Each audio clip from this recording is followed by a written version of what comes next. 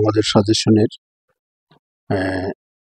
8 নম্বর অধ্যায়ের সাজেশনের 7 নম্বর কোশ্চেন, তার 2 নম্বরের সাথে 2 আছে cos 15 ডিগ্রি।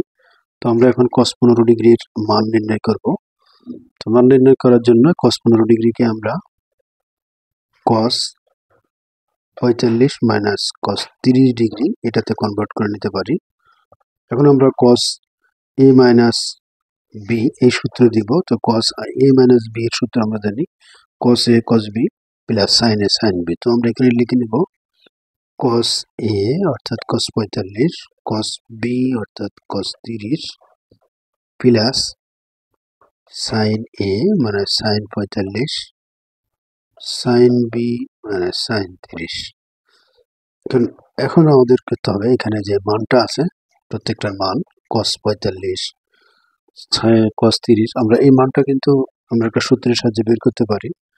তো এই সূত্রটা আমি অন্য সময় তোমাদেরকে দেখাই দেব। এখন অঙ্কটার মান বসাই। cos 45 ডিগ্রির মান আমরা জানি 1/√2।